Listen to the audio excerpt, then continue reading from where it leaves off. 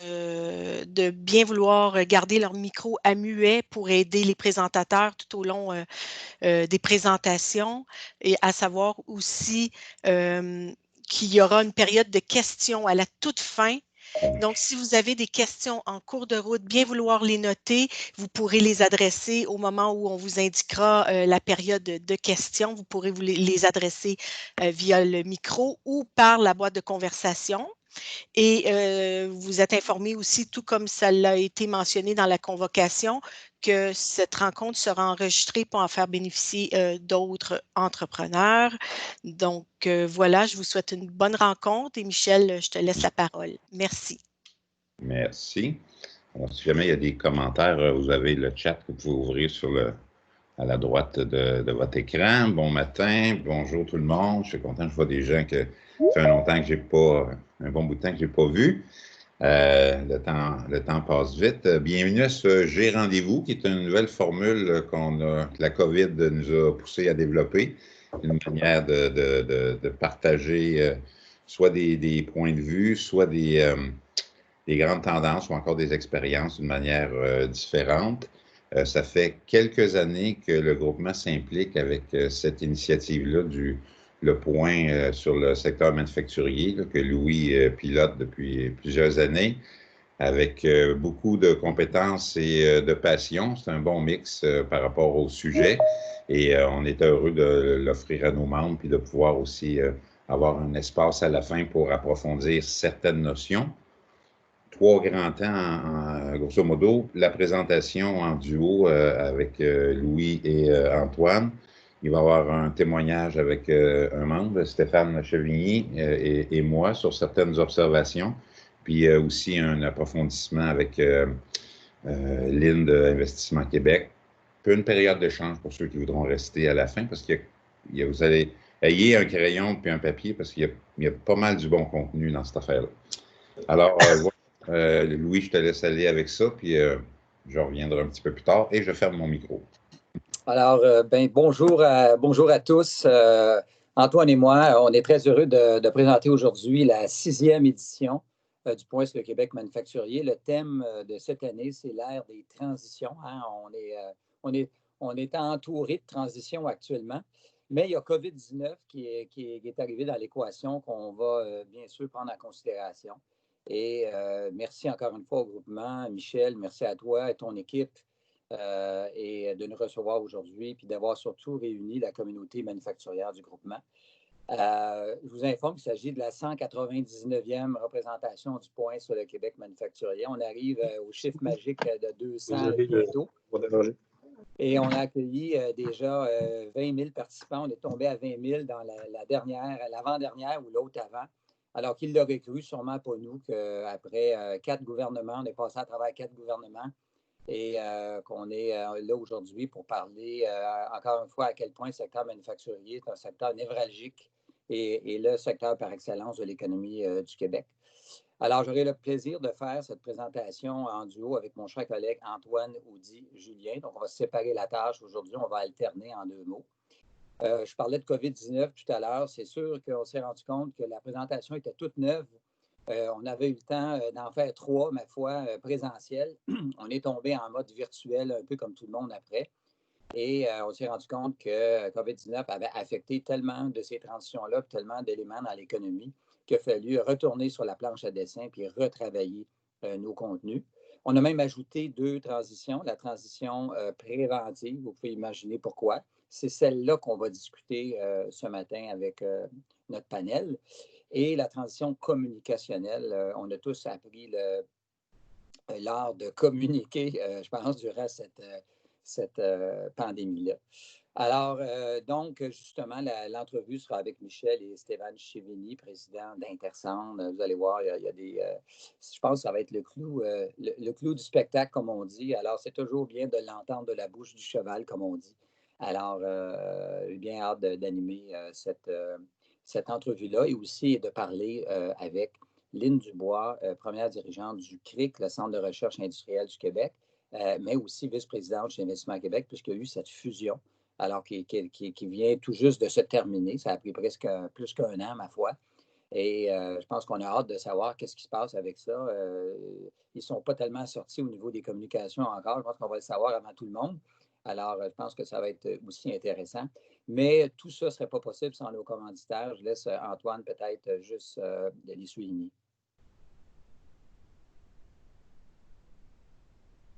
Oui, merci Louis. En fait, Desjardins, Fonds de solidarité FTQ, comme vous pouvez voir, Nordastello, Investissement Québec RIC, justement. C'est de eux qu'on parle, c'est Lynn Dubois qui va être là avec nous, justement, tantôt. Vous parlez de ça. Prompt, Crime, Inno, Prima, la grappe des matériaux avancés, SDED, BCF, le cabinet national, Centre de transfert d'entreprise du Québec, Processia, Bridger et, naturellement, le groupement des chefs d'entreprise, justement. Alors, merci à nos commanditaires, sans quoi rien de ça ne serait possible, comme on dit. Alors, on va y aller avec, dans un premier temps, si on peut tourner la diapositive, avec les statistiques. Je vais laisser Antoine également nous dévoiler. C'est des statistiques toutes neuves qu'on a préparées, mises à jour. Oh là là, j'ai de la concurrence, là. Votre micro fonctionne parce que là, je ne vois pas qu'il est fermé. Juste j'ai un petit rappel de fermer votre micro. Merci. Oui, je crois justement que c'est Stéphane qui venait de réussir à se joindre à nous avec le micro. C'est moi qui ai mis la ça fonctionne? Ça fonctionne très bien. bien. Louis, ça fonctionne? Bon, parfait, je ferme mon 5 micro. Désolé, merci. Alors, Antoine, à toi de nous donner les plus récentes statistiques du secteur manufacturier.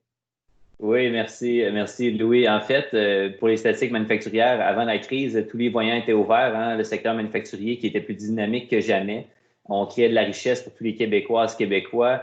Secteur manufacturier qui agissait dans l'ombre comme au soleil, comme un moteur économique, mais aussi un moteur d'innovation, un moteur d'investissement, un moteur d'emploi, de productivité. Donc, on voyait là une effervescence assez importante du secteur manufacturier.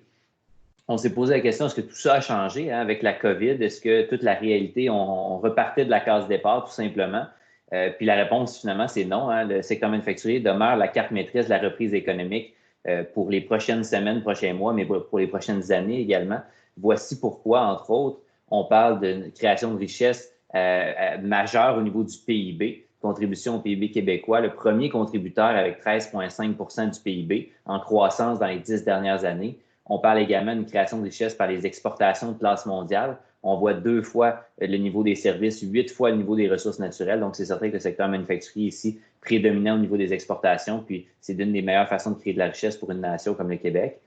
Ça génère la majorité d'innovation au Québec, plus de 1 $ sur 2, encore une fois, année après année. Le secteur manufacturier génère l'innovation du Québec. Contribution aux revenus fiscaux, parafiscaux du gouvernement, on parle de 13,5 milliards, dont 10 milliards seulement au Québec, qui est en croissance perpétuelle également. Donc, de ce côté-là, il ne faut pas se le cacher, une création de richesse importante du côté des revenus fiscaux, parafiscaux. On a focalisé dans les dernières années les investissements sur l'accroissement de nos capacités de production depuis 2, 3, 4 ans.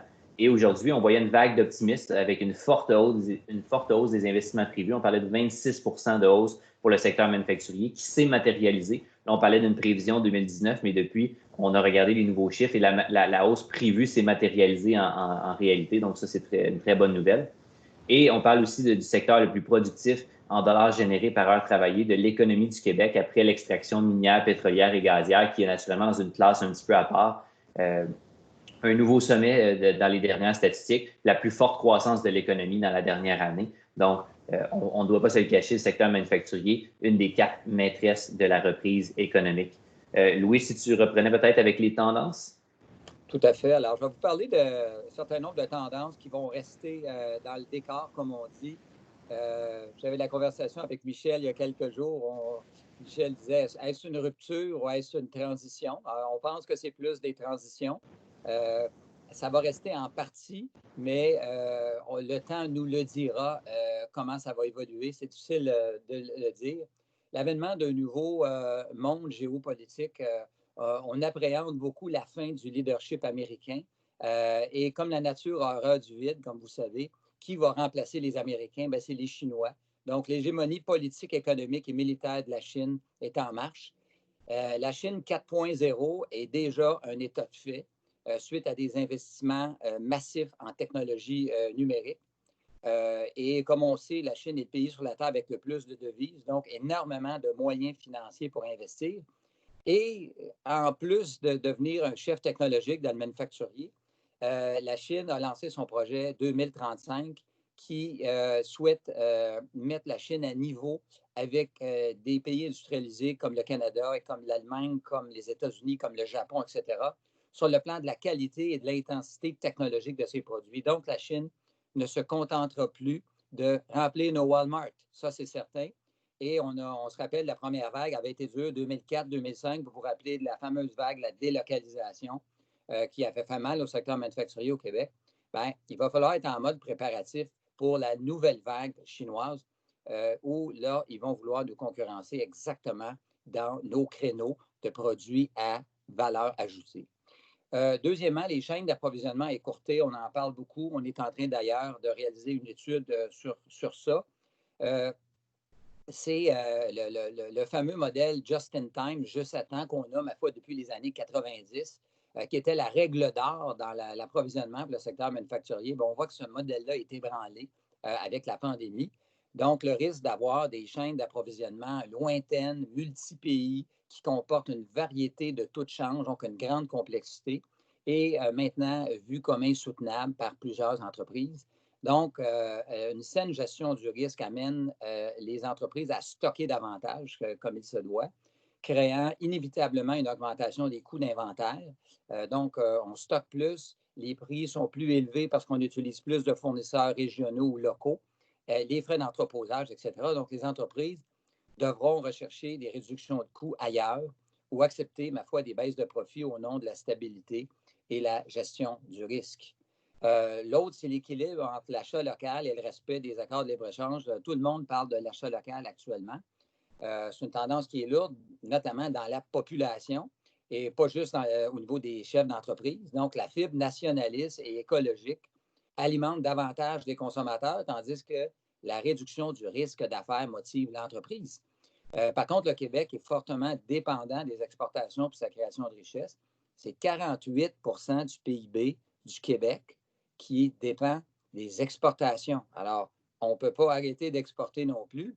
Et donc, les flux de commerce doivent être bidirectionnels et mutuellement favorables. Et ça va poser des limites à l'achat local, qui est un thème gagnant. Actuellement, n'importe qui parle de ça, là, ça fait winner, là. Mais reste qu'on a des responsabilités par rapport à nos accords de libre-échange. Si on n'achète plus les produits de nos partenaires, bien, ils n'achèteront plus les nôtres. Alors, il va falloir un juste équilibre, mais une chose est sûre, il y a de la marge de manœuvre. On était peut-être le pays le plus boy scout, si vous voulez, sur la Terre, où on était des radicaux libre-échangistes et il n'y en a plus de pays comme ça. Alors, je pense qu'il faut faire la part des choses. Il y a encore de la place pour encourager davantage nos entreprises locales. Les meilleures pratiques en communication, je vais en parler tout à l'heure, avec la pandémie, les organismes, les entreprises ont appris l'importance de bien communiquer et vont y consacrer beaucoup d'efforts dans l'avenir. Alors ça, c'est un game changer au niveau des entreprises. On va mettre un petit peu plus de bandes passantes là-dedans. Transition numérique, on va en parler tout à l'heure aussi. L'attentisme qu'on a vu pendant 3, 4, 5 ans, ma foi, a fait place à la proactivité. Alors, à force de s'informer sur l'automatisation avancée, sur la transformation numérique, à force d'aller avoir la foi d'Hanovre, puis l'action des gouvernements et tout ça fait en sorte que ce n'est plus un sujet méconnu. Et on a vu, comme Antoine l'a dit, les entreprises prendre le pas en 2019 et avec près de 800 millions d'investissements de plus dans l'économie, en investissement privé, en immobilisation. Donc, ça, c'est un autre game changer aussi dans le secteur manufacturier qui va nous amener vers le meilleur. Maintenant, les mesures sanitaires permanentes, il va falloir s'y habituer. La règle du 2 mètres, le port de masque, les gants, les autres mesures de détection de fièvre, etc., ça va demeurer tant qu'on n'aura pas un vaccin ou un remède. Et surtout s'il y avait une deuxième vague. Puis, on n'est pas à l'abri de toutes sortes de perturbations, d'accidents climatiques, etc., de guerres commerciales, de ralentissement économique, etc. Donc, c'est certain que les mesures sanitaires vont rester avec nous. Les nouvelles pratiques RH, le télétravail, va demeurer en partie présent, c'est sûr. Ça désengorge le pied carré dans nos établissements aussi. Puis ça va de pair avec le respect des mesures sanitaires, la réduction des déplacements, l'augmentation de la productivité, la réduction des GES et aussi, pourquoi pas, le bonheur au travail, puis la conciliation travail-famille. Alors, le télétravail, c'est sûr qu'après y avoir goûté, l'essayer, c'est l'adopter, comme on pourrait dire, et on va avoir ça dans les cartes. L'adoption de postures préventives pour les entreprises pour avoir une bonne gestion du risque, mais ça, on va en parler tout à l'heure. Ça, c'est dans les cartes aussi. Le plan B va être nécessaire en 2 mots. Tout le monde va avoir un plan B. Je finis avec l'État plus interventionniste. Le gouvernement va demeurer un acteur incontournable, c'est sûr. Il l'a été durant la pandémie. Il va l'être aussi dans la sortie de crise et dans les prochains mois et années. Et un aspect, je pense, intéressant de ça, ça fait longtemps qu'on parle de l'ouverture des marchés publics aux entreprises, c'est-à-dire que l'État étant, l'État, j'inclus le gouvernement du Canada, les villes, les gouvernements sont des acheteurs massifs de produits, mais souvent, ils n'achètent pas des produits faits au Québec. Pour leur propre gestion de risque, on dirait qu'ils sont sur le pilote automatique. Les acheteurs ne pensent pas beaucoup à ça. Et malgré qu'il y a eu de la volonté politique dans le passé, on dirait que ça n'a pas suivi au niveau des fonctionnaires. Et là, on pense que les gouvernements vont aller vers une ouverture plus grande de leurs achats canadiens et québécois. Je donne un exemple. Un secteur qu'on avait presque oublié pendant la pandémie, c'est le secteur du textile.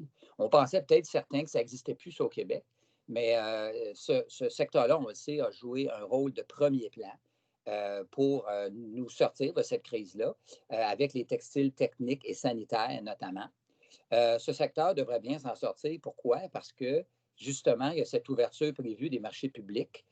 Donc, les gouvernements peuvent être de très bons clients pour les entreprises et aussi les regroupements d'achats qu'ils vont faire pour essayer d'avoir des prix les plus compétitifs.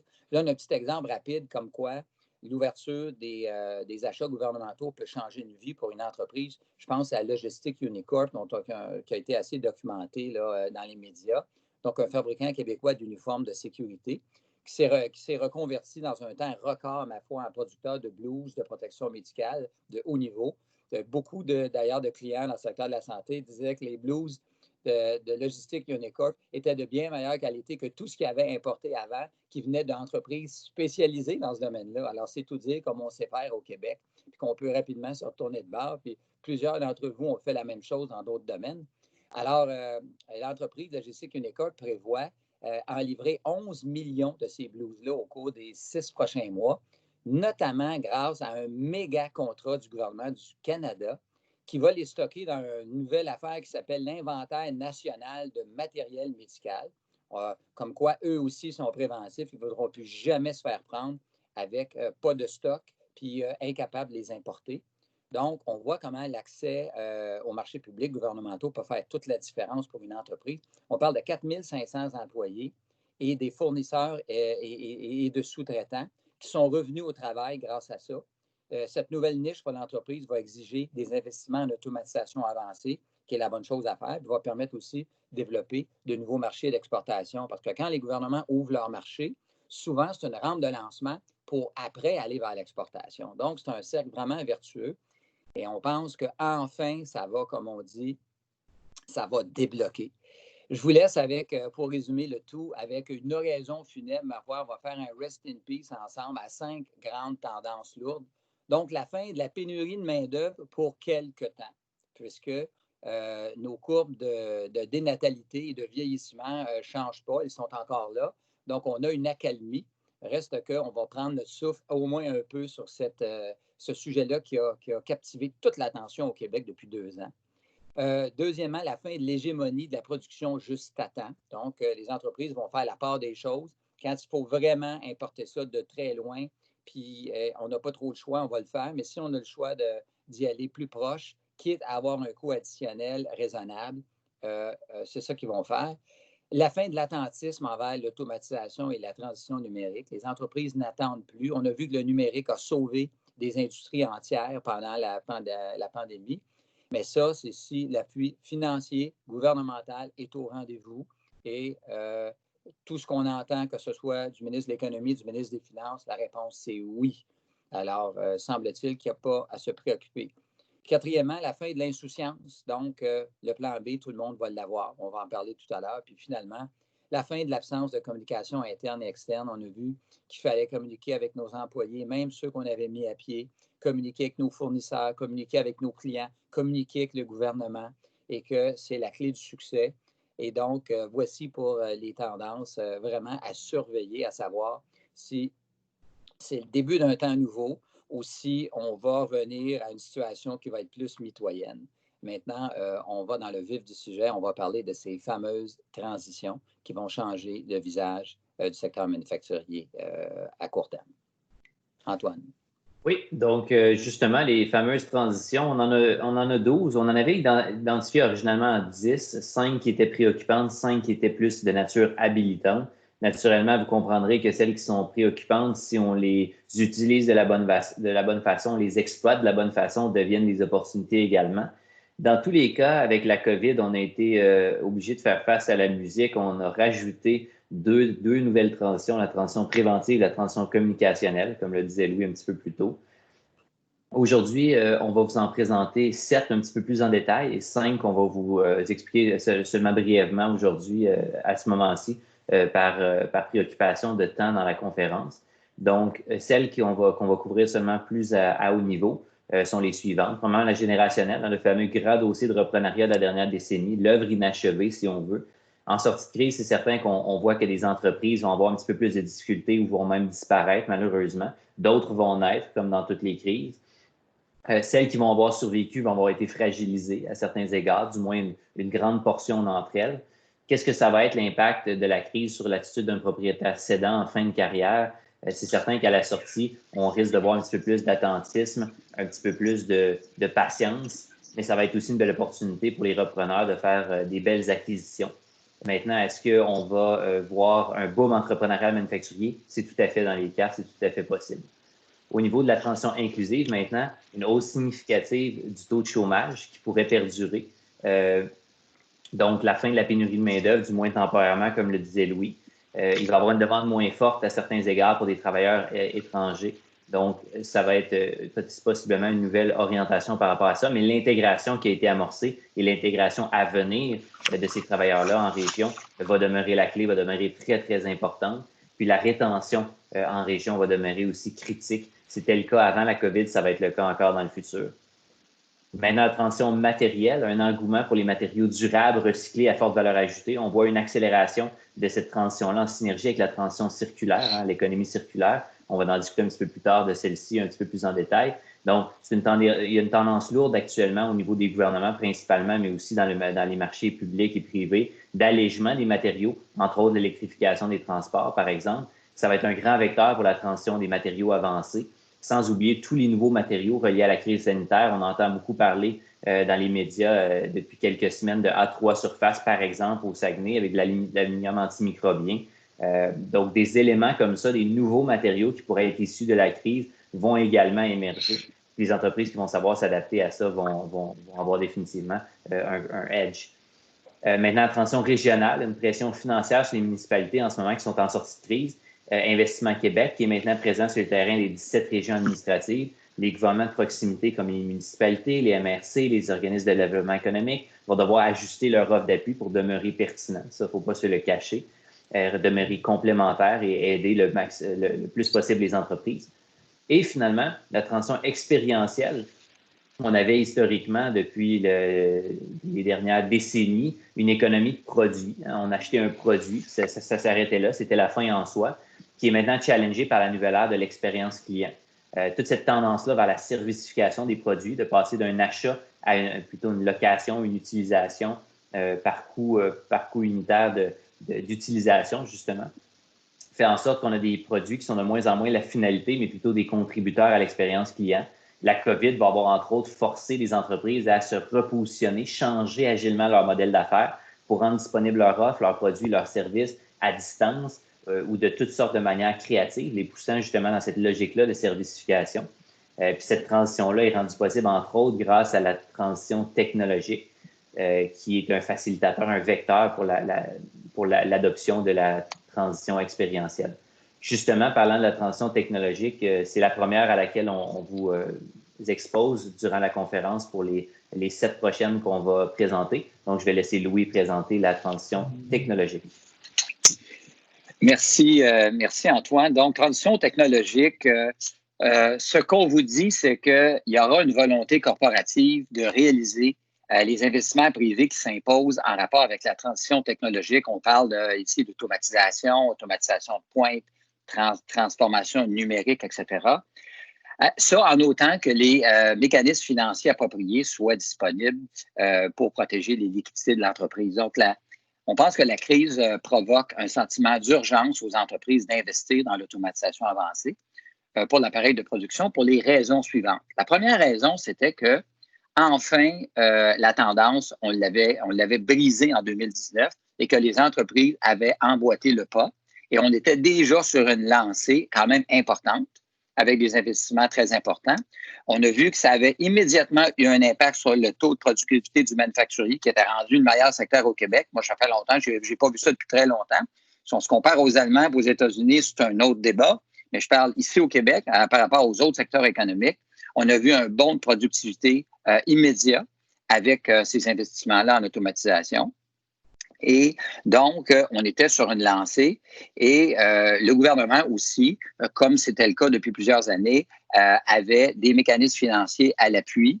Le secteur financier aussi était très coopératif. Donc, il y avait enfin une volonté corporative et il y avait l'argent qui était à la disposition. La deuxième raison, c'était que je parlais tout à l'heure de certaines hausses de coûts reliées à l'achat local. L'achat local permet une bonne gestion du risque, d'éviter les ruptures de stock, etc. Mais reste qu'il faut compenser à quelque part pour l'augmentation de coûts de ça et ça va passer par la productivité. Puis il y a beaucoup de marge de manœuvre aussi, puisqu'on peut aller, on parlait de 57 $ tout à l'heure, on peut aller beaucoup plus haut que ça. Certains secteurs le sont. Puis quand je dis que la productivité, ce n'est pas pour toutes les entreprises. J'exclus tous ceux qui m'écoutent en ce moment parce qu'on sait que vous êtes des premiers de classe, on sait que vous êtes des bons élèves. Moi, je parle de ceux qui ne sont pas avec nous aujourd'hui parce que tout le monde sait que j'ai un excellent instinct de survie. Alors, ayant dit cela, productivité, ça va être important de l'augmenter pour compenser pour des hausses de coûts d'entreposage. Pardon.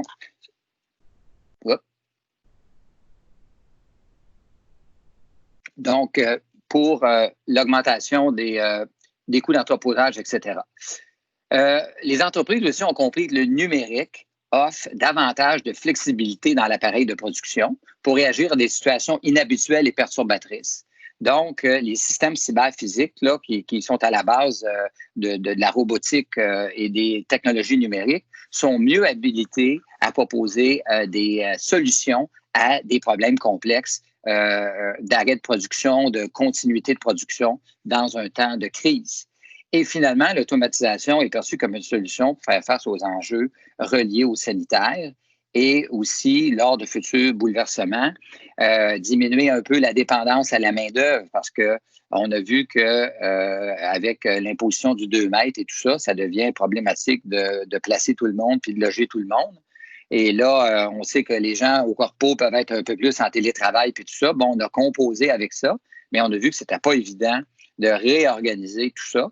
Donc, la dépendance à la main-d'œuvre va pouvoir s'amenuiser un petit peu avec les technologies.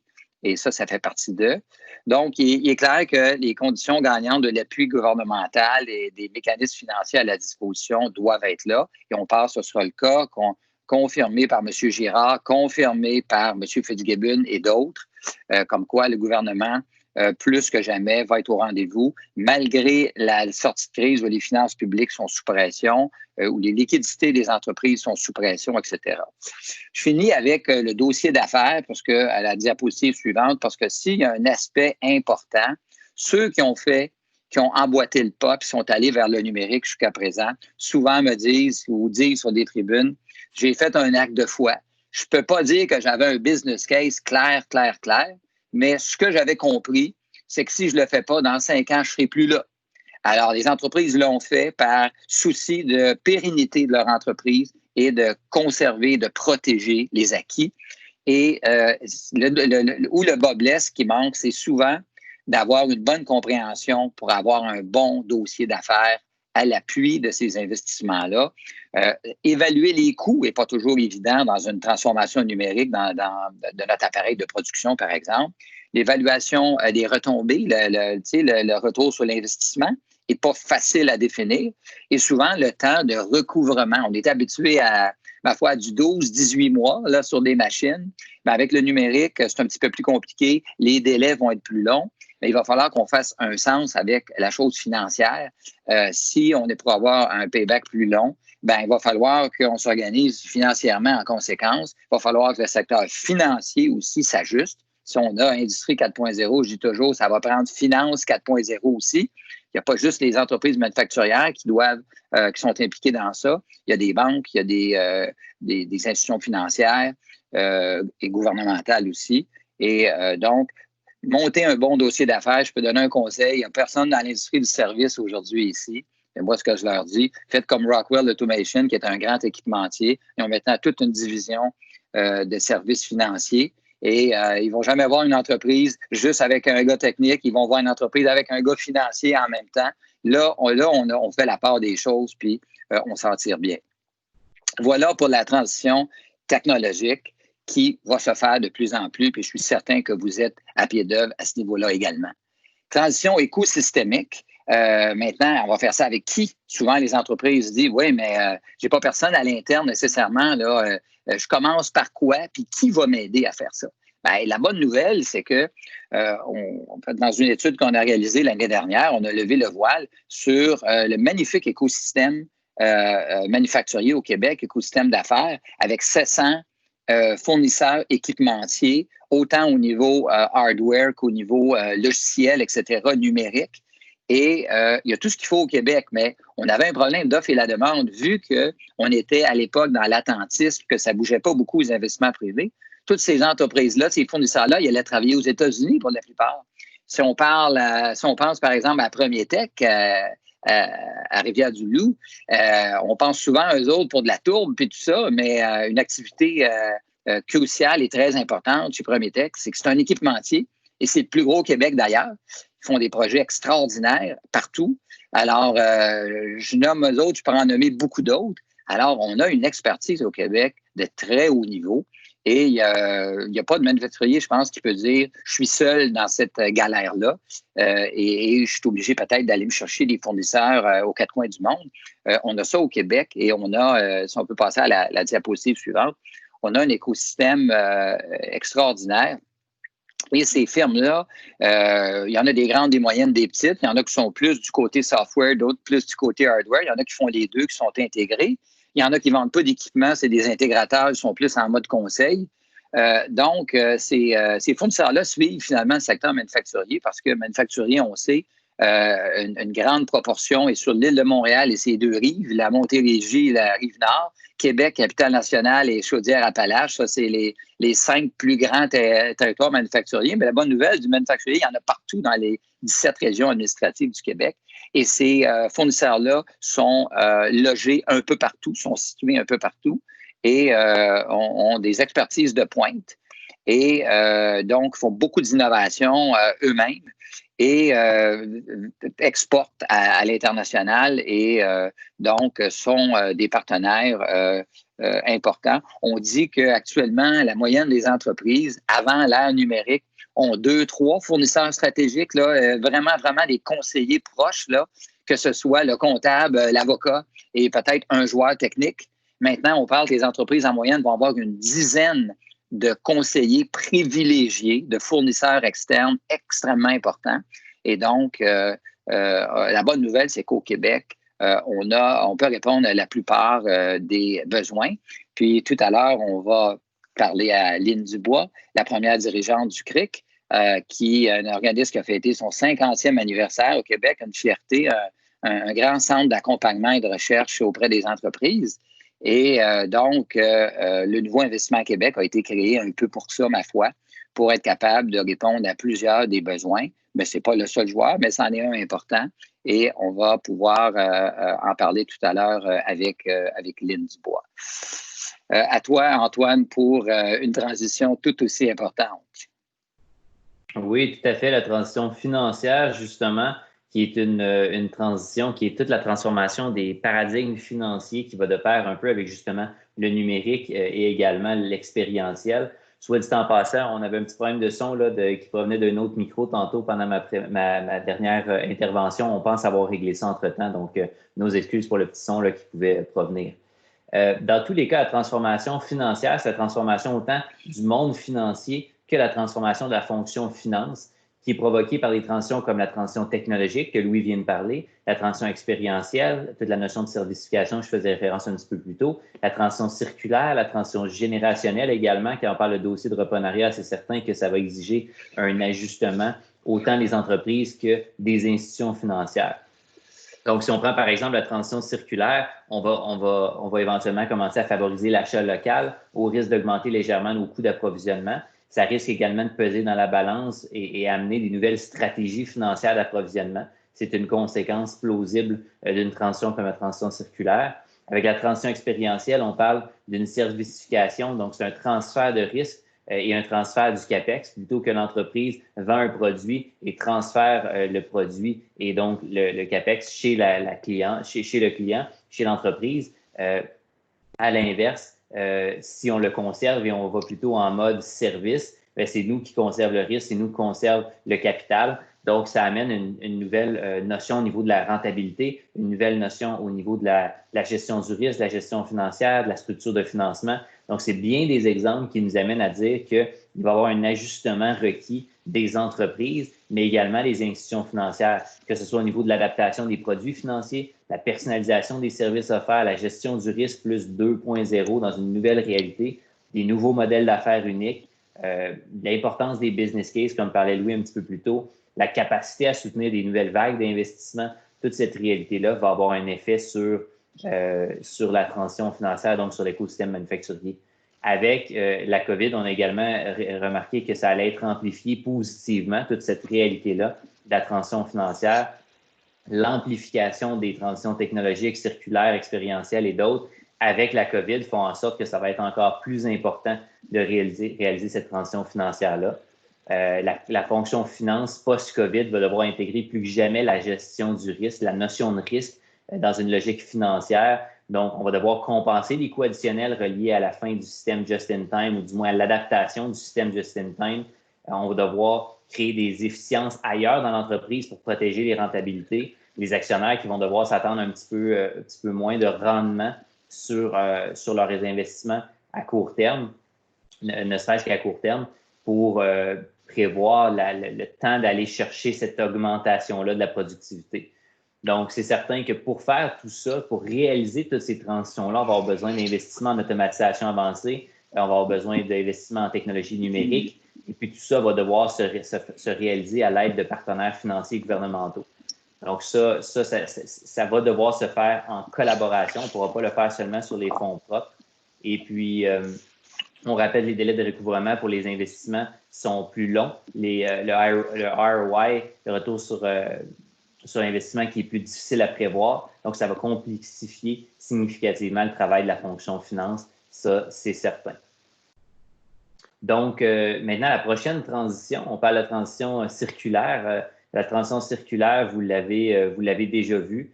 Ça, on avait déjà couvert ce sujet-là au niveau de la deuxième diapositive. Donc, la transition circulaire, maintenant, c'est une transition qui est en réponse, une réponse économique à des changements qui sont plus de nature environnementale ou climatique. Le modèle circulaire permet pour des entreprises qui savent l'adopter un positionnement différencié qui est de plus en plus recherché par une clientèle en croissance, surtout dans un monde où on sait hein, les ressources s'amenuisent, les rebuts de l'un deviennent la matière première de l'autre.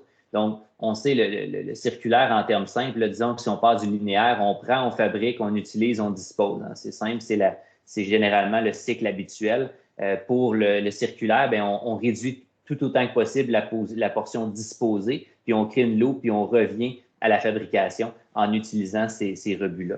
Donc, maintenant, fort de ça, on voit que la transition circulaire, elle est inévitable pour différentes raisons économiques et sociétales, mais elle est également stratégique. Ce n'est pas juste environnemental. On le voit souvent associé à la réalité environnementale et c'est vrai, mais ça va bien plus loin que ça. C'est une raison qui est économique, un bénéfice économique, autant pour le Québec, par exemple. Ça favorise l'innovation, ça accroît le PIB, ça favorise l'économie locale, ça assure le développement durable. Donc, il y a beaucoup de bénéfices pour le Québec, mais aussi pour les entreprises. Ça permet une différenciation, ça permet une croissance, une rentabilité, ça permet un modèle d'affaires unique, compétitif. Donc, il y a des avantages assez importants à aller vers une transition qui est circulaire. Et puis, on va donner quelques petits exemples brièvement tantôt de cette réalité-là. Dans tous les cas, cette réalité-là va être amplifiée positivement avec la notion de la COVID. On le sait, avec l'achat local, la tendance vers une protection de son approvisionnement, on va avoir une certaine accélération de la transition circulaire. Le principal facteur, justement, d'adoption de ça, ça va être l'achat local et régional. Puis essayer d'utiliser de manière efficiente ces ressources pour éviter des pénuries d'approvisionnement futures, ne serait-ce que dans les 12 prochains mois minimalement. Il y a plusieurs autres facteurs comme la recherche d'autonomie dans nos matériaux nécessaires à la fabrication de nos produits. On va vouloir essayer d'utiliser des matériaux durables pour lesquels l'approvisionnement est certain pour diminuer nos risques. On va devoir utiliser nos matériaux disponibles de manière innovatrice pour entrer dans notre chaîne de valeur. Donc, il y a plusieurs vecteurs qui vont contribuer à cette grande transition-là. Au final, c'est certain qu'il y a une logique de développement durable. La sensibilité à un monde plus vert et durable, on le voyait avant la COVID. Il y avait une certaine vague de ce côté-là. Est-ce que, d'une part, les travailleurs qui ont été confinés vont développer certains réflexes de frugalité, on ne se le cachera pas, en devant diminuer leur consommation, devant diminuer leur déplacement? Par contre, est-ce qu'on va être prêt demain matin à payer plus cher pour des produits locaux? Est-ce qu'on va accepter de changer nos habitudes de vie? C'est là où on va voir si cette sensibilité-là pour un monde plus vert également va revenir.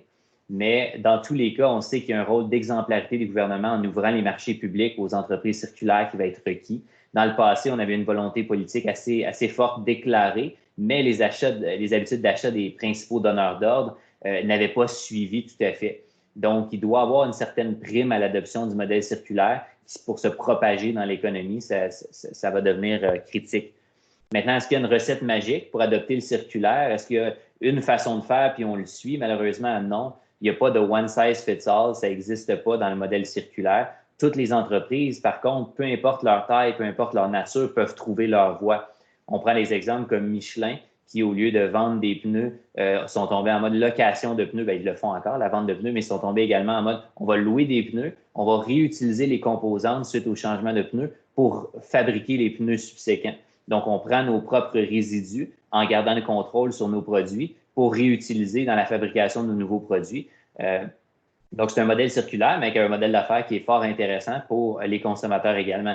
Si on prend Loop, par exemple, avec une symbiose industrielle avec Courchaine-Larose, une différenciation stratégique, c'est une entreprise qui utilise les rebuts ou les fruits et les légumes qui sont plus ou moins aimés et qui ne peuvent pas se vendre dans des épiceries. Ils les utilisent dans leur chaîne de fabrication de bières et de jus.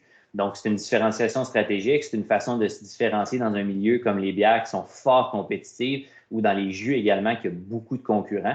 Ils trouvent une façon de démontrer leur voie là-dessus. Donc, il y a beaucoup de façons de le faire. Soleno, entre autres, également, au niveau de leur tuyau en PEHD recyclé. Il y a beaucoup de façons de faire cette réalité-là. Ce n'est pas juste dans le B2C. On peut le faire également dans le B2B, justement, ou B2G, comme le démontre Soleno. Donc, sans plus tarder, une autre transition qui est plus maintenant plutôt que de nature locale, on parle de nature plus internationale, la transition autarcique. Louis, je te laisse en parler.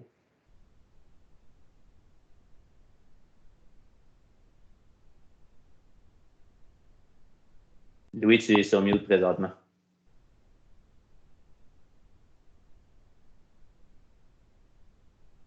Ça ne saurait tarder. Voilà.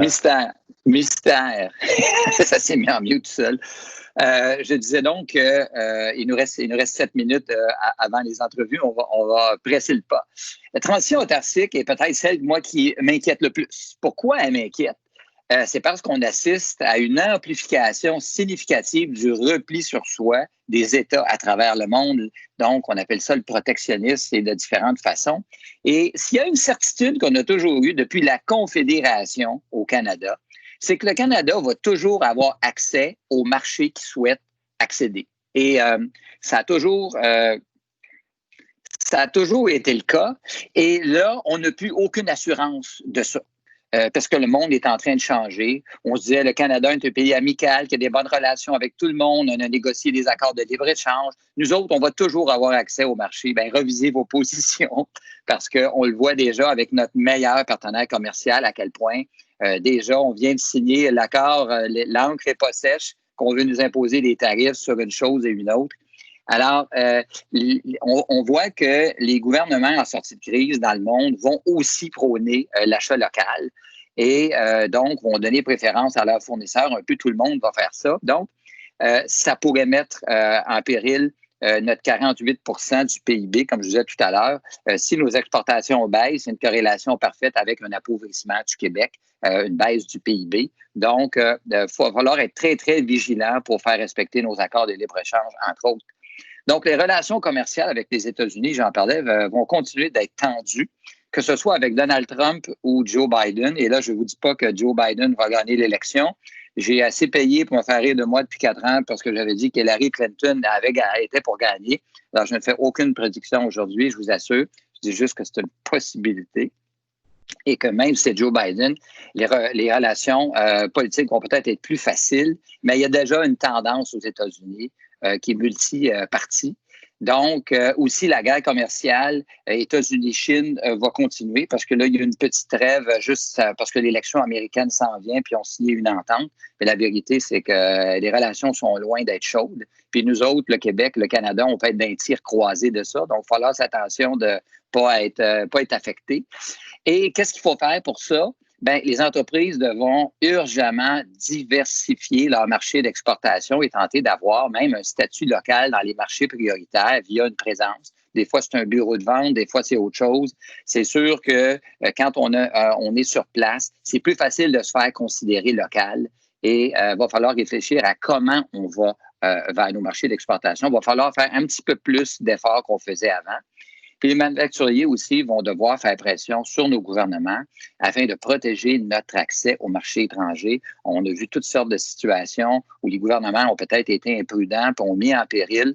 Alors, le secteur manufacturier va devoir, avec ses 800 000 emplois directs et indirects et son statut de premier contributeur au PIB, premier exportateur, le secteur manufacturier peut parler très fort face à nos gouvernements pour leur dire « Faites attention à ce que vous faites. Nous, nos marchés d'exportation, ce n'est pas négociable.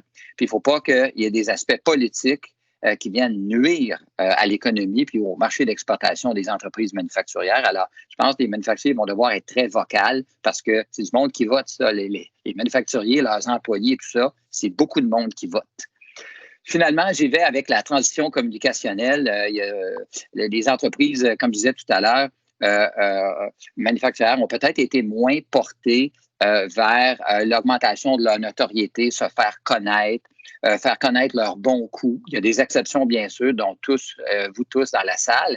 Reste que souvent, on est dans une logique B2B, là, d'entreprise à entreprise. On se dit, je connais mes clients après tout. Pourquoi j'ai besoin de dépenser puis de passer du temps à faire ça, etc. Mais on l'a vu que c'est très important. Si les gouvernements nous connaissent, bien, on s'attire des subventions, on s'attire des bonnes grâces. On a vu que c'est important. On est toujours en concurrence pour nos fournisseurs, pour nos clients. Il faut absolument faire beaucoup plus de communication externe. La bonne nouvelle, c'est que les médias sociaux, c'est une façon bon marché de le faire et très efficace. Et on voit beaucoup d'exemples. Je n'aurai pas le temps de vous en parler, mais il y a tellement de beaux exemples de transformation communicationnelle d'entreprise aujourd'hui qu'on voit très, très visible et que tout ce qu'ils font de bien est relaté, etc. Et c'est magnifique de voir ça. Et donc, les médias sociaux, ça va devenir un must pour les entreprises. Et il y a aussi à l'interne, souvent les employés disent « les communications internes, dans les sondages, ça ressort tout le temps. » Bien, que les communications internes sont importantes, surtout en post-pandémie, générer la confiance des employés. On a vu que c'est pas tous les employés qui veulent revenir au travail. Il y en a d'autres qui profitaient de primes, de subventions gouvernementales, etc. On a vu tous les problèmes associés au retour des employés. Bien, ça passe par des communications internes très, très intenses. Donc, on est dans la nouvelle ère des communications et on va devoir apprendre les rudiments de ça plus qu'on le fait. On le fait dans le passé parce qu'on a vu que c'était très important. Antoine, on y va rapidement avec la transition préventive. Absolument. La transition préventive, les entreprises, autant que les organismes, vont toujours être dans un constat, dans un état de préparation adéquate pour faire face à des crises ou des perturbations futures telles que celles qui sont à l'écran et bien d'autres. On voit plusieurs meilleures pratiques sortir de cette situation-là. Premièrement, des processus de gestion de risque mis à jour, des nouvelles réalités au niveau de la gestion des risques, avec des intégrations notamment dans les prévisions financières. On parle d'une veille des tendances potentiellement perturbatrices. Les entreprises vont avoir une meilleure vision, oui, sur leur concurrence, sur leur marché, mais également sur l'économie, sur les contextes sanitaires. Donc, il y aura une meilleure veille qui va être mise en place.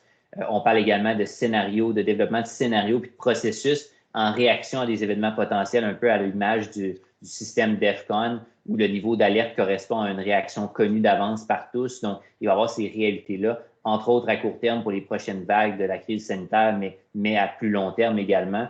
Des modèles d'affaires uniques qui vont se développer, des modèles d'affaires qui sont difficilement imitables, qui sont crisis ready, qu'on est rapidement capable de déployer dans le contexte de crise ou de perturbation.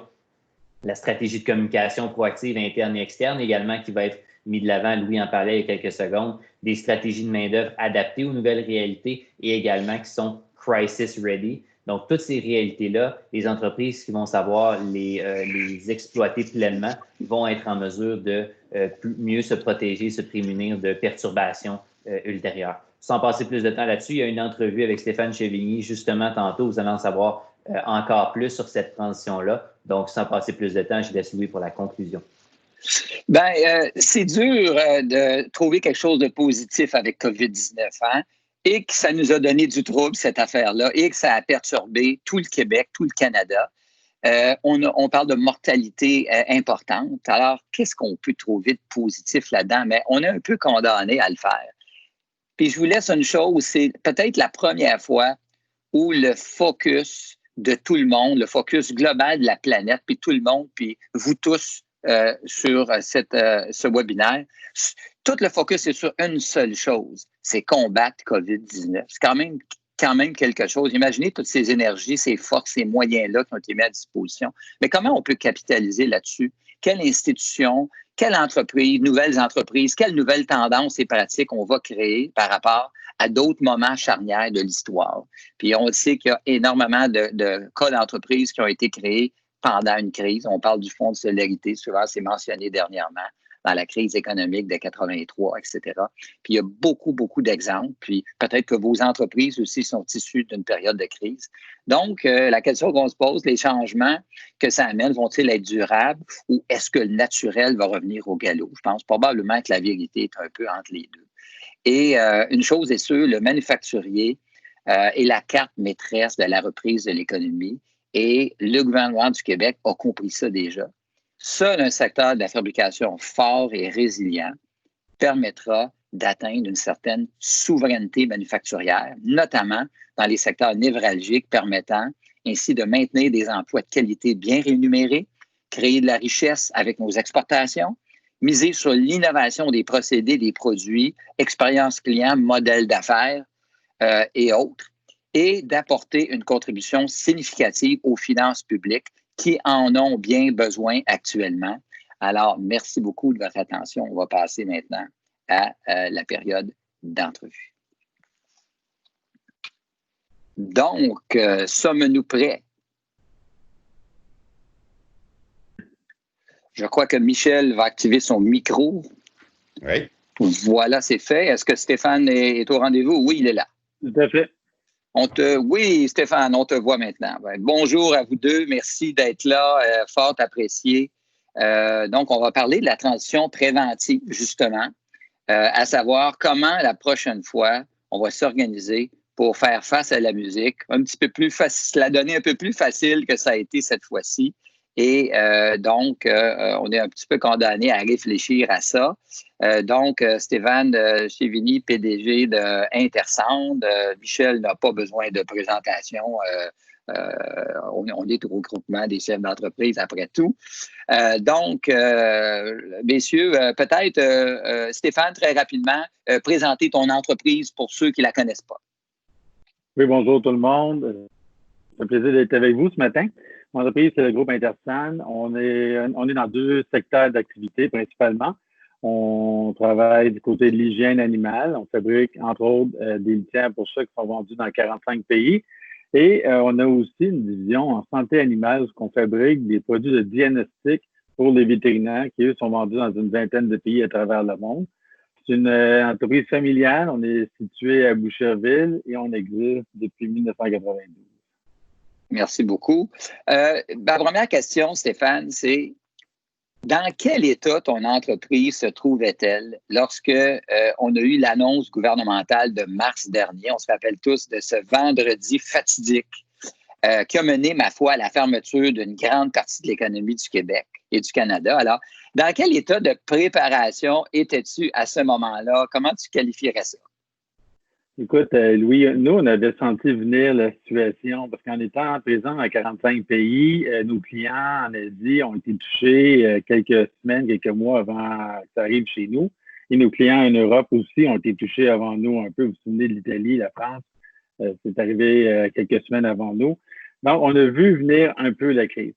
Ce qui n'empêche pas que, est-ce qu'on était prêt? Non, on n'était pas prêt parce je pense que personne avait la capacité de mesurer l'ampleur de la crise et les efforts que ça demanderait à l'entreprise de s'adapter à la situation de la pandémie. Mais on avait déjà anticipé certains changements.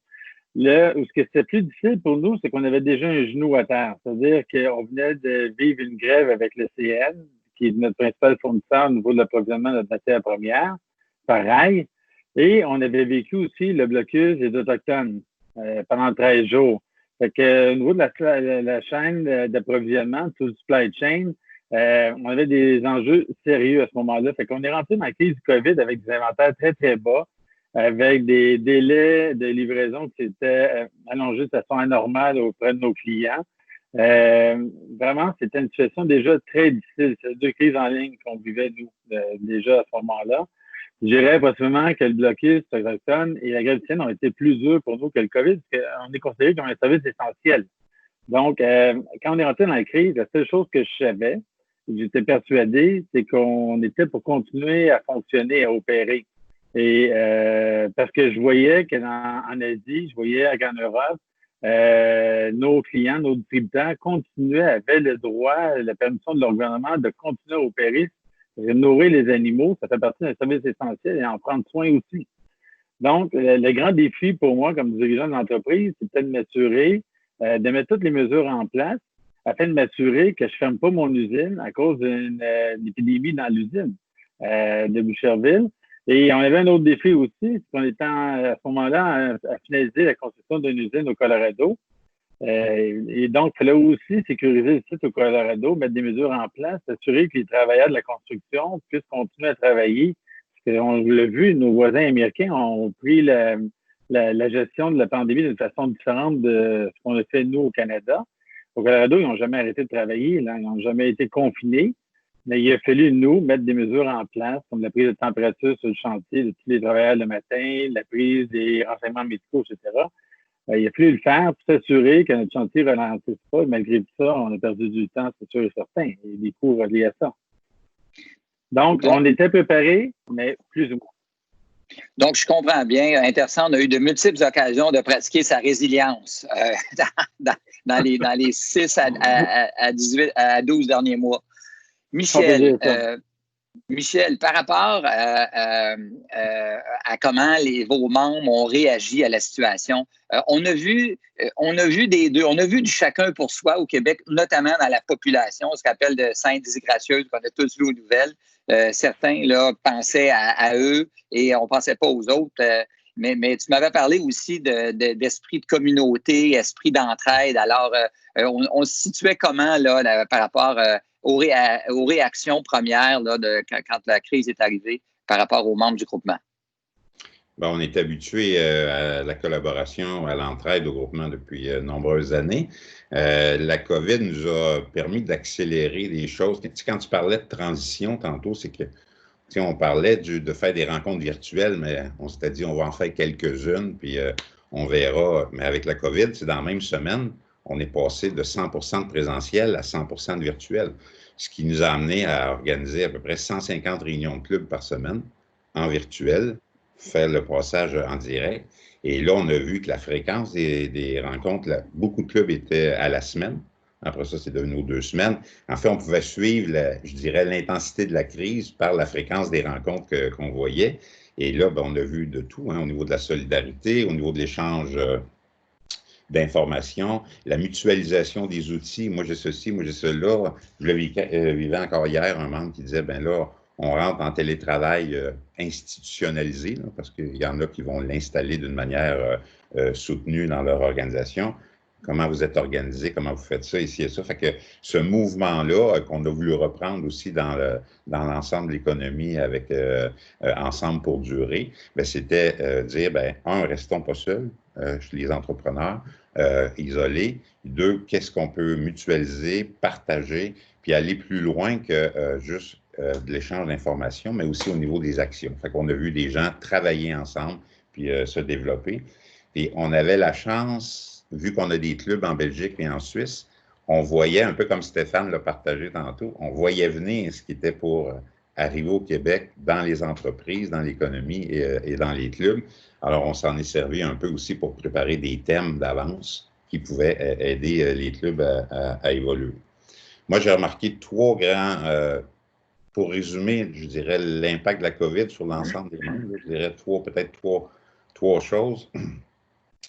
La première, c'est que c'était un accélérateur de transition, pour reprendre ton terme. C'est des choses qui étaient déjà là. L'exemple du télétravail en est un. Tout le monde regardait ça plus ou moins, mais la COVID est venue accélérer des tendances, aplatir les structures pour faciliter la prise de décision, l'agilité décisionnelle. Ça, c'est le premier changement. Le deuxième, c'est que ça a exacerbé les irritants. Alors, ce qui allait mal avant la crise dans l'entreprise, ben, ça s'est amplifié. Alors, soit les problèmes de communication, les problèmes de clarté de rôle, les problèmes reliés aux ventes, peu importe au secteur d'activité. Alors, la crise a exacerbé ce qui ne fonctionnait pas ou fonctionnait moins bien. Donc, une opportunité de s'en occuper. Tu as soulevé le point de la communication pendant ta présentation. Ça a été un des irritants que j'ai entendu le plus souvent dans les difficultés, que ce soit les nouveaux programmes qui arrivaient, les mesures, tout changeait à la journée près. Alors, la notion de communication était dans les grands irritants qui, maintenant, vont devoir faire partie des pratiques de gestion. Donc, 1, accélérer les transitions. 2, exacerber les irritants. Puis le troisième, ben, c'est toute la création ou l'ouverture de nouvelles opportunités, soit des opportunités de produits, des opportunités de services, des manières de servir. On a vu des gens se convertir, par exemple, au e-commerce, au commerce électronique. C'était dans les transitions. Des nouvelles manières de vendre. Des représentants qui vendent non plus sur la route, mais avec des nouveaux outils, des nouvelles pratiques. Alors, ça rouvre plein d'opportunités aussi. C'est les 3 grandes affaires, je dirais, pour résumer, qu'on a vues chez les membres. Bien dit. Stéphane, qu'est-ce que tu as appris? Qu'est-ce qui est intéressant? Vous avez appris quoi de cette crise-là? On a appris tellement de choses. On a encore tellement de choses à apprendre, Louis. Première des choses, on n'était pas prêt à faire face à ce genre de crise-là.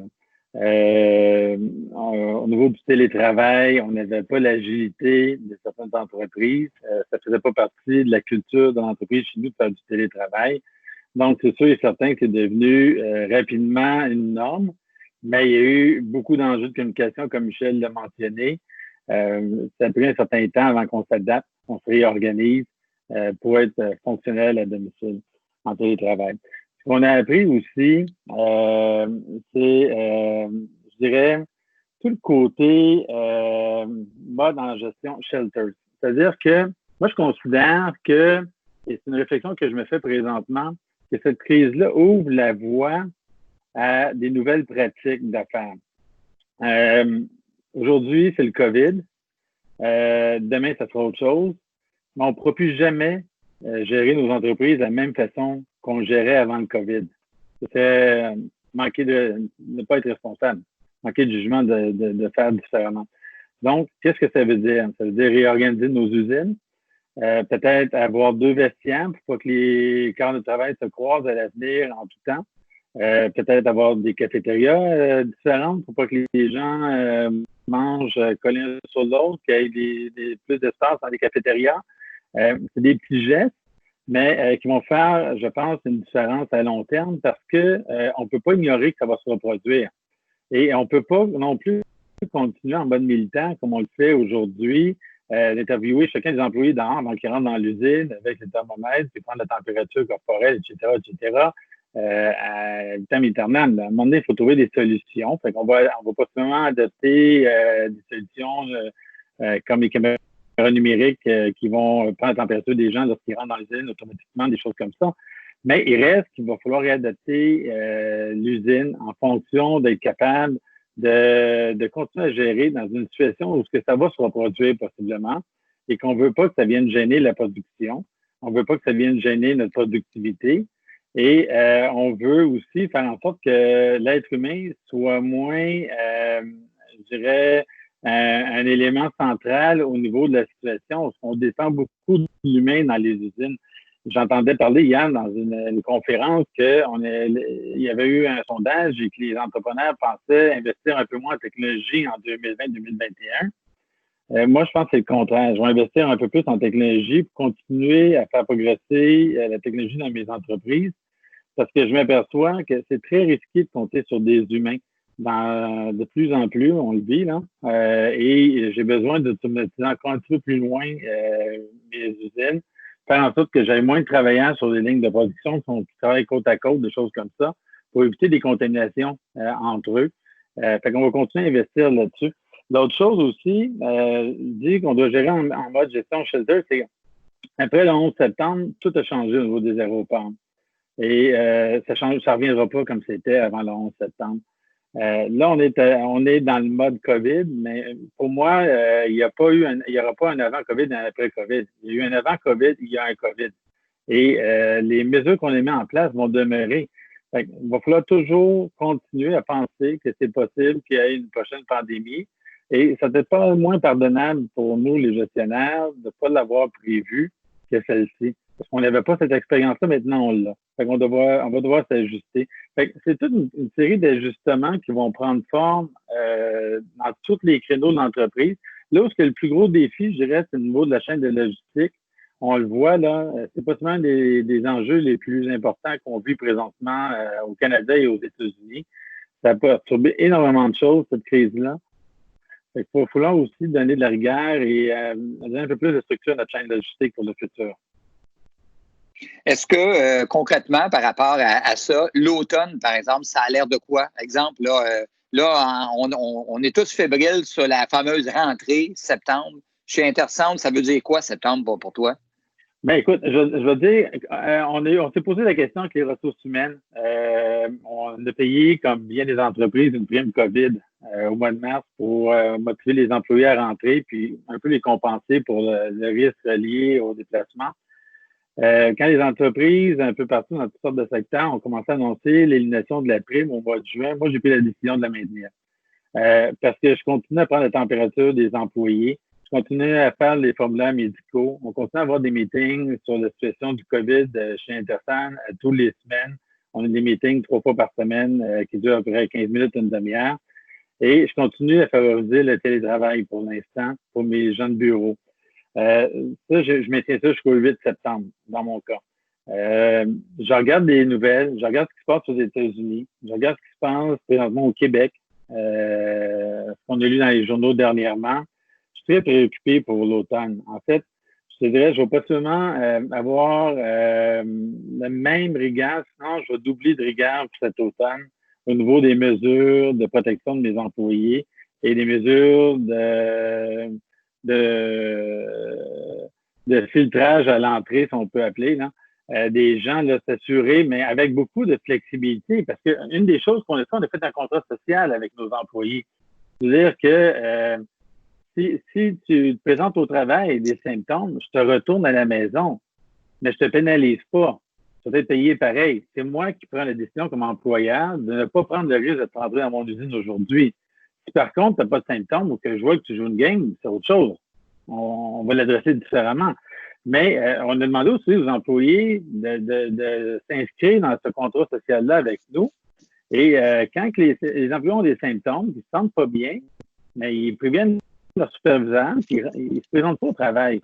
Et ça, c'est une autre réalité du COVID. On va devoir faire face à ça. Il faut assouplir malheureusement un peu notre rigueur par rapport à la présence des employés au travail, parce qu'on n'a pas le choix.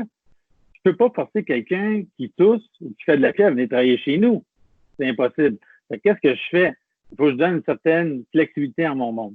Ce que ça a comme conséquence, c'est que ça me prend un peu plus de personnel. Donc, ça me coûte un peu plus cher de main-d'œuvre que ça me coûtait avant parce que j'ai été obligé de surengager légèrement.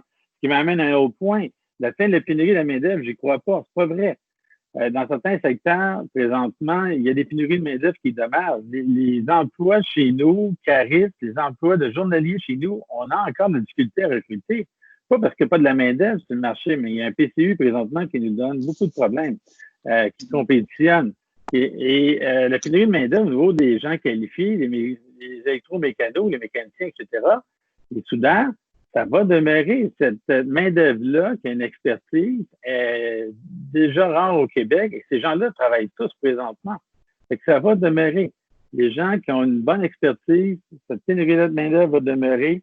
Chaque fois, là, ça me choque un peu quand j'entends ça. J'ai entendu par des ministres hier ou avant-hier aussi là, qu'il n'y aurait plus de pénurie de main-d'œuvre. Attention, là. Ça dépend des secteurs d'activité. Maintenant, manufacturier, je pense qu'il faut continuer à penser qu'il va y avoir des pénuries de main-d'œuvre. On va le vivre encore. Fait que ça, c'est un élément. La gestion de shelters, il y a eu un 11 septembre, ça a continué. Là, on a une pandémie, c'est un ouragan. On bâtit des shelters, on modifie nos façons de faire, nos façons d'accueillir nos employés. Ça va se poursuivre à l'automne. Ça ne changera pas. Le télétravail va continuer de se produire à fonctionner à l'automne. Pourquoi? Simplement parce qu'on a des clients qui comptent sur nous et on a des usines à faire tourner, on a des chaînes d'approvisionnement à fournir à travers le monde et on ne veut pas prendre de chance. Merci Stéphane. Michel, je vais te donner le mot de la fin parce qu'on est rendu à la fin. Est-ce que tu vois une majorité d'entreprises manufacturières qui ont préparé leur plan B, qui vont avoir une attitude préventive et qui vont vouloir se prémunir contre la suivante? Alors, comment tu sens ça sur le terrain actuellement? Est-ce qu'on est dans une bonne situation à ce niveau-là? Bien, je dirais que en mars-avril, c'était plutôt maintenant. Là. Qu'est-ce qu'on fait maintenant? Il y avait le cash flow, il y avait la gestion des employés, tout ça.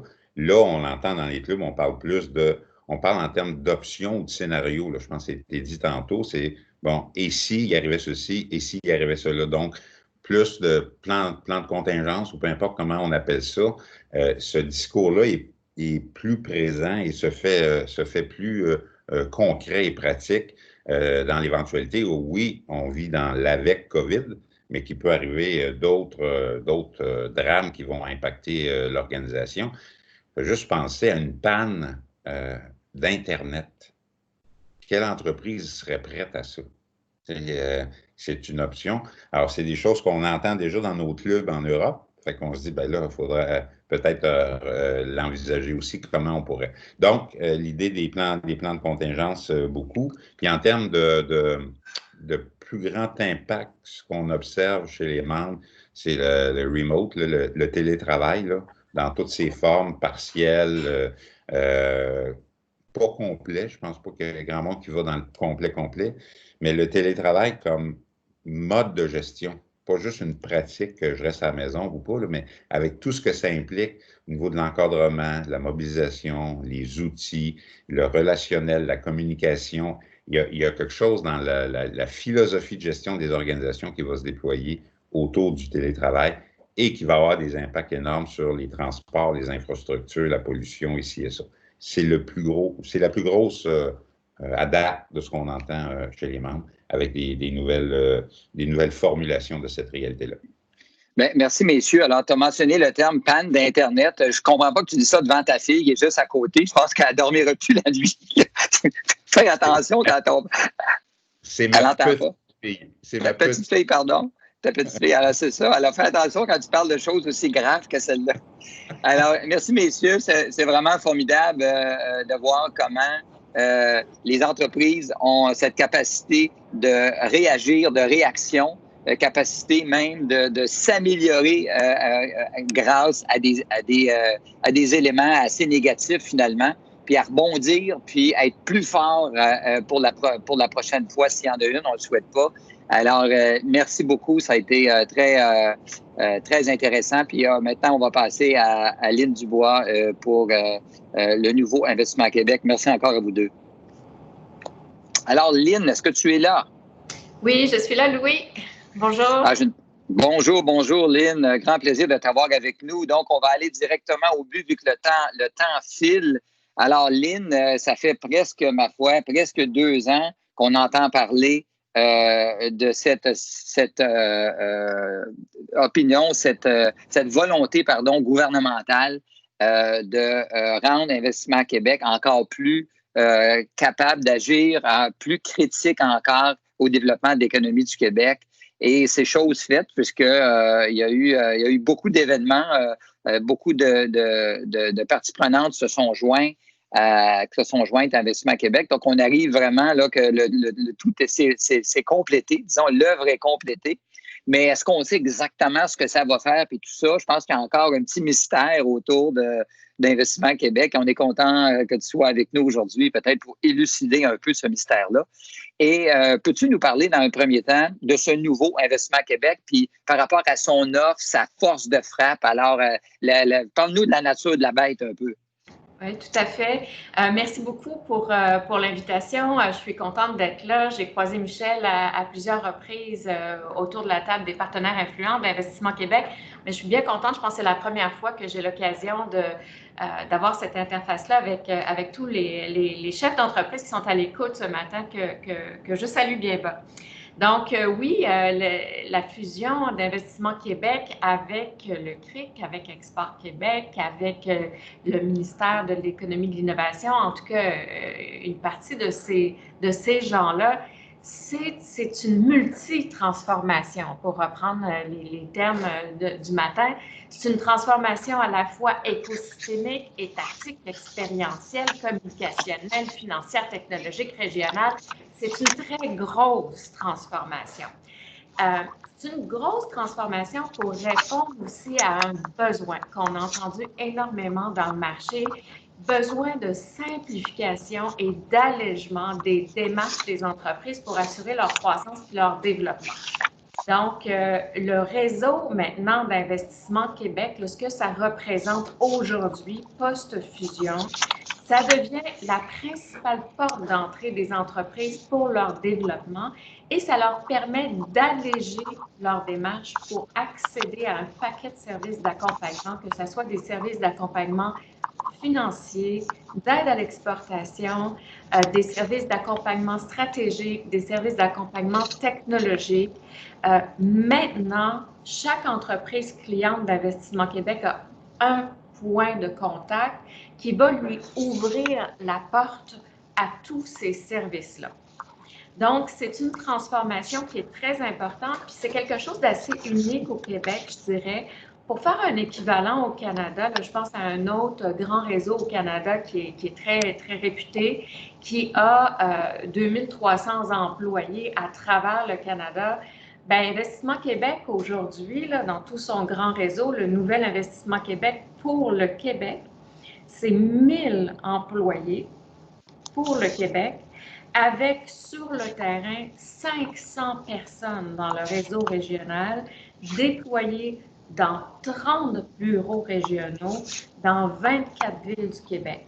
Alors, c'est un réseau qui devient un peu un réseau facilitateur, une espèce de passeport vers toute une série de services, un one-stop shop pour l'accompagnement des entreprises au développement. Ça ne veut pas dire que c'est un réseau qui prend toute la place de l'écosystème. C'est un réseau qui va travailler en collaboration avec l'écosystème dans le but d'alléger et de faciliter le processus de croissance des entreprises. Lynne, quand on pense Investissement à Québec, c'est une institution financière, hein, la première chose qui nous vient à l'idée. Là, tu nous dis c'est beaucoup plus que ça maintenant. Mais reste que au niveau financier, on peut imaginer que c'est assez complet là, comme offre. Peut-être juste brosser le tableau rapidement sur quel genre d'appui financier le nouveau EQ peut offrir aux entreprises manufacturières du groupement des chefs d'entreprise, par exemple. Oui. Bien, je pense qu'autour de la table, la plupart des gens connaissent que Investissement Québec, traditionnellement, a fait beaucoup de prêts, des garanties de prêts, du capital action, de la quasi-équité, du capital de risque et tout ça. Je pense que ce qui différencie les interventions financières typiques, historiques, c'est beaucoup la patience, c'est la prise de risque, c'est les conditions qui sont facilitantes. Donc ça, on sait ça. Aujourd'hui, ce qu'on a, c'est qu'on a de l'aide financière pour toutes sortes d'interventions puis d'options de croissance, soutenir le démarrage d'une entreprise, soutenir l'augmentation de la productivité, aider les entreprises à percer des nouveaux marchés, les appuyer dans le développement de produits, de processus innovants, faciliter le transfert, la relève d'entreprises. Donc, les enveloppes sont très garnies, les enveloppes sont généreuses, le financement, il est là pour beaucoup de raisons et d'options, mais c'est aussi tout un accès à des programmes qui sont normés, qui viennent du ministère de l'Économie. Maintenant, on rentre par Investissement Québec pour avoir accès au programme exportation, au programme innovation, au programme PME en action, au programme SR, Audit 4.0, etc. Mais ce n'est pas tout. En plus de ça, Investissement Québec s'est fait confier par le gouvernement un nouveau fonds pour la croissance des entreprises, une enveloppe de 1 milliard de dollars qui est destinée à la croissance des entreprises québécoises. Donc, on est en train de ficeler le programme de financement de ce fonds-là. La politique d'investissement est en cours de finalisation, mais c'est non négligeable. Et puis, évidemment, bien, vous avez entendu parler là, du programme d'action concertée temporaire, le fameux pacte pour aider les entreprises avec un financement d'urgence. Je peux vous dire que ça, c'est une enveloppe de 2,5 milliards qui a été confiée à Investissement Québec. Puis à la fin juin, là, les derniers chiffres, c'est qu'il y a déjà 1,5 milliard qui a été investi auprès de 600 entreprises. C'est vraiment impressionnant d'entendre tout ça. Si on arrive maintenant au CRIC, tu es la première dirigeante du CRIC, tu le demeures, tu l'étais avant la fusion. Le CRIC qui a eu 50 ans, donc un organisme vénérable important au Québec, pas assez connu, je pense, de toutes les entreprises. Donc, le CRIC, forcément, est lui aussi affecté par cette multifusion-là dont tu faisais référence, et aussi avec COVID-19. Alors, si tu peux nous parler dans quel état on se trouve avec le Centre de recherche industrielle du Québec, qui est le grand, disons, le bras industriel du gouvernement du Québec depuis très longtemps. Oui, ben, tout à fait. Alors, ce qui n'a pas changé, c'est que le CRIC, qui s'appelle maintenant, on réfère à Investissement Québec CRIC, le CRIC, ça demeure un centre de recherche industrielle appliquée. Donc, le statut n'a pas changé, ce qui veut dire que quand les entreprises font affaire avec nous, là, elles ont accès à tout leur mode de financement pour l'innovation, pour l'accompagnement. Le statut n'a pas changé. Notre rôle, il est double. On a voulu vraiment focaliser. Notre rôle, il est double. C'est de fournir des services d'accompagnement technologique puis en innovation industrielle aux entreprises, de leur fournir des services pour mettre en marché des produits conformes. Et c'est aussi de garder une avancée comme chef de file en innovation industrielle. Nous, on a voulu, dans la fusion, évidemment, on se transforme aussi. Après 50 ans, on s'est fait une petite cure de jeunesse et on a voulu, justement, pour mieux se faire connaître, simplifier. On a dit maintenant, notre offre de service, elle était très, très, très large, très vaste dans tous les secteurs. On a dit maintenant, notre offre de service, là, on focalise pour aider les entreprises à accroître leur compétitivité et leur performance environnementale. On en a parlé tantôt, hein, de la transition durable, se démarquer par l'innovation industrielle, puis mettre en marché des produits innovants et exportables. Alors, on s'est dit, nous, notre offre de service, on va la résumer comme ça, là. C'est le développement, l'accompagnement technologique qui comprend la transition numérique et la performance environnementale. C'est l'innovation industrielle, puis c'est tout ce qui concerne les simulations, les essais puis les analyses. Donc, évidemment, on offre aux entreprises toute une carte de services qui s'appuie sur des méthodologies qui sont reconnues. Et on est là pour accompagner les entreprises de façon neutre et impartiale. Et on travaille maintenant en collaboration étroite avec tout le réseau régional d'investissement Québec. Dans la COVID, nous, je peux vous dire qu'on est resté actifs. Dans la première phase, évidemment, toutes les entreprises qui offrent des services essentiels, puis plusieurs entreprises qui se sont démarquées en offrant des produits innovants, des produits sanitaires, on les a accompagnés. Depuis le 1er juin, nous, on est de retour au travail dans nos laboratoires, dans nos locaux. On est à pied d'œuvre avec les entreprises. Je vous dirais que le pouls, moi, des entreprises manufacturières, ce que je vois, là, c'est qu'il y a tellement une détermination puis une volonté pour encore plus pour se transformer d'un point de vue technologique. Les innovateurs, ils sont chez nous. Et ils cognaient aux portes pour ouvrir la porte quand on était fermé. Ils sont chez nous, ils sont actifs, puis ils se préparent. Ils se préparent à l'automne, ils se préparent à plus de transformation. On est là pour les aider. Très, très intéressant. Vois-tu un besoin, je parlais de transition communicationnelle tout à l'heure, de faire connaître tout ça parce que quand on est près de la réalité du CRIC, on sait ces choses-là, mais on en parlait, toi et moi, il y a quelque temps.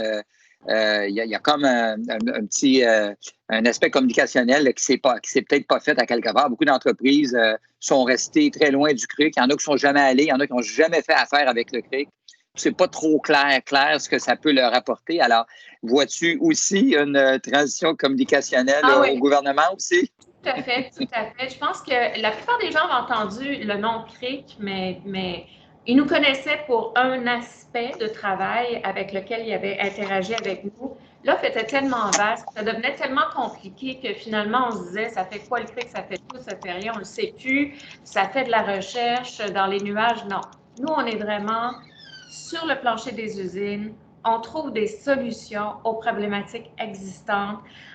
Notre façon d'accompagner, elle peut prendre plusieurs formes. Je pense que le meilleur moyen, c'est de retenir accompagnement technologique, l'innovation, l'accompagnement pour le développement de produits et de procédés innovants et conformes, mais dans le doute, appeler parce que la forme d'intervention peut prendre, on intervient de façon personnalisée dans toutes nos interventions, on s'adapte aux besoins de l'entreprise, on va accompagner une entreprise qui peut commencer sa transformation technologique puis qui ne sait pas par où la prendre. On va l'accompagner, on va l'habiliter à développer ses façons de faire, à s'aider pour le futur. Autant que l'entreprise qui est très avancée, on va l'amener plus loin. On va aider à développer sa compétitivité, on va l'amener sur d'autres marchés, on va l'aider à diversifier ses marchés avec des produits innovants.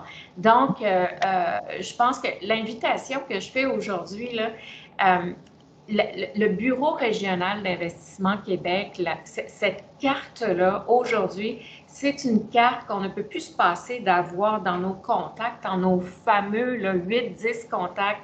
C'est sûr que là-dedans, il y a un passeport qui s'appelle Investissement Québec parce que ça, c'est une porte ouverte sur une multitude de services. Puis, à travers cette porte-là, vous allez nous trouver, vous pouvez nous trouver directement avec nos conseillers industriels ou par l'intermédiaire des bureaux régionaux. Puis, pas juste ça. Maintenant, c'est toute une foule de services au même endroit.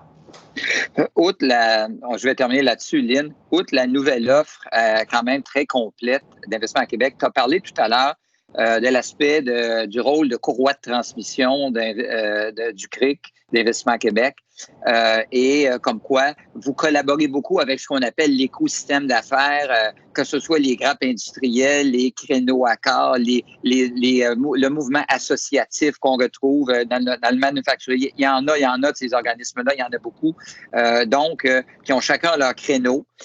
Donc, vous, ce que j'en comprends, c'est que vous travaillez avec les organismes que si une entreprise ne sait pas souvent qui peut l'aider dans un défi ou dans un autre, le CRIC peut parfois dire, c'est pas nous, on vous suggère de contacter tel organisme. Ça, je crois que vous faites ça aussi. Tout à fait. L'art est à la collaboration. si on veut réussir au Québec à faire bouger les aiguilles de la productivité, des exportations, des investissements étrangers, si on veut réussir véritablement, c'est qu'il faut penser à collaborer entre nous pour être plus compétitifs à l'international. Et d'un point de vue financier, Investissement Québec va faire des financements en partenariat. Nous, chez Investissement Québec CRIC, on connaît tout l'écosystème. On fait affaire avec les CCTT, les universités, les autres centres de recherche. On travaille avec les consortiums de recherche. On travaille avec le milieu associatif. On travaille avec tout le monde. Et c'est en utilisant aussi tout le talent qui est dans l'écosystème qu'on peut réaliser plus de projets, puis plus de projets d'accompagnement. Donc, l'heure est vraiment à la collaboration. Lynn, je ne peux pas être plus d'accord. Je termine là-dessus. La collaboration, on n'a presque jamais autant vu dans les 3 derniers mois qui se sont déroulés, notamment les histoires que Michel me racontait au groupement, le réseau d'entraide qui s'est mis rapidement en œuvre. Personne ne voulait réinventer la roue, comment faire une demande de subvention, comment faire telle chose, c'est quoi le formulaire, qu'est-ce qu'il faut que je dise. Alors, ce que j'en comprends, ce que j'ai entendu, c'est que rapidement, tout le monde a dit, écoute, moi, là, même oublier la confidentialité puis tout ça, on se fait confiance, garde, je vais t'aider. Tout le monde répondait présent, je vais t'aider. Puis souvent, on recevait le même traitement. Quelqu'un nous aidait à faire très, très rapidement. Puis on se disait, je suis content d'être dans le groupement des chefs d'entreprise ou même dans d'autres organismes. Alors, on a vu l'espèce de modèle québécois un peu se mettre en branle avec cette collaboration. Puis je pense que c'est ça qui fait qu'on se trouve dans une situation qui est quand même pas si mal. Moi, je regarde déjà les statistiques d'emploi ressortent de chômage. On s'en va dans des meilleures contrées. On a retrouvé beaucoup d'emplois. Il y a beaucoup de voyants qui sont pas aussi noirs que ce que certains prétendent. Alors, on n'y voit pas complètement clair, mais je pense que quelqu'un qui voudrait être optimiste actuellement a toutes les raisons de l'aide. Il y a du monde pour aider. Il y a beaucoup d'organismes, il y a des entreprises extrêmement résilientes qui sont plus fortes, je pense, en sortie de crise, sont plus fortes qu'il y a 3 mois. C'est pas compliqué. Et c'est fantastique. Et je laisse le mot de la fin à Michel. Merci Louis, très bien documenté. Merci Lynn de cette mise à jour-là. Stéphane pour l'expérience. L'expérience vécue, c'est toujours fort. Un petit mot sur le G500 qui s'en vient. On a fallu passer d'un mode présentiel à un mode virtuel. On fait ça sur les décisions, puisque la principale chose que l'entrepreneur fait dans sa vie, mais particulièrement dans la COVID, c'est faire face à des décisions plus nombreuses, plus rapides, plus stratégiques, plus inquiétantes, plus déroutantes, plus incertaines. Alors, sur le G500, sur quelques semaines, on va faire ça en émission télé. On va aborder des nouvelles manières de prendre des décisions et des outils. Alors voilà, je ne sais pas s'il y en a qui avaient 1 ou 2 questions à Stéphane ou à Louis par rapport aux transitions qu'on a faites. Sur le chat, vous pouvez mettre votre question, puis on peut prendre quelques minutes pour ceux qui veulent rester. Pour les autres, je vous dis merci, puis on se reprend dans un autre J'ai rendez-vous ou au G500. Ou à Lynn, peut-être, Michel, si quelqu'un a des questions pour Lynn aussi. C'est ça. Alors, où c'est complet. Alors, s'il y a des questions ou pas. Semble pas. Alors voilà, c'est complet. Est-ce que, Louis, la présentation, on va l'avoir visuelle? Les gens vont pouvoir y avoir accès ou l'écouter avec leur équipe? En fait, on va produire sous peu un synopsis de notre présentation qui est un beau document. Aussitôt que c'est en rédaction actuellement, aussitôt que c'est prêt, ça va être sûrement prêt en juillet. Okay. Je te l'envoie immédiatement, tu pourras l'envoyer à tout le monde. C'est bon. Merci tout le monde. Bon été, reposez-vous, c'est important. Il y a beaucoup de fatigue actuellement chez les entrepreneurs. Merci. Merci. Merci beaucoup. Merci.